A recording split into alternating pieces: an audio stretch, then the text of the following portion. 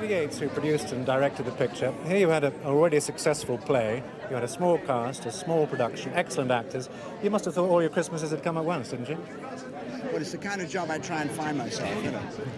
If you're lucky enough to have actors like Albert Finney and Tom Courtenay and Edward and everyone else in the cast, I think the main job of the director is to keep out of the way as much as possible. Well, you're very modest. But let's talk about Tom Courtenay first. Now, he'd played this hundreds of times on stage to great acclaim. Did you feel there was much you wanted to change for the screen? Well, I think it was almost more difficult for Tom than for Albert. I mean, Albert was creating the part for the first time for the screen, whereas Tom, having played it for 2 years, really had to rethink, I think, several pieces.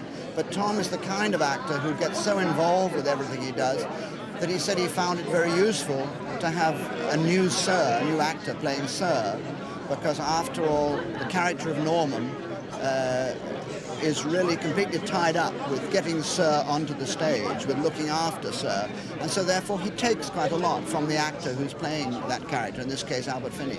Well, in Albert Finney you have an actor of great stature playing a theatrical monster. That could have been a fairly difficult combination to control. Was it, in effect? Well, Albert has an awful lot of energy, you know.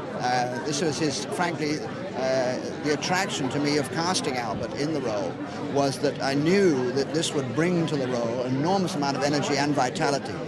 He is, indeed. He has a very, very fertile imagination and will hammer you with many, many ideas, all of which are marvelous, and the decision really is which one to use. In the best way, it's a small picture, small in scope, that is, and it's very English. Do you think a world audience is going to react to that combination? Well, you see, I think that for too long we were all worried about what world audiences would react to. I think that what we overlooked is what world audiences react to. I think equality and relationships between people, because people are very much the same everywhere.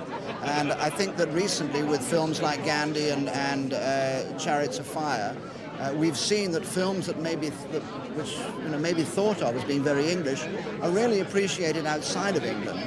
And I think this is something that we can do in England. We can make films for low budgets which can compete with the high budget films purely on their quality and their acting abilities and their writing.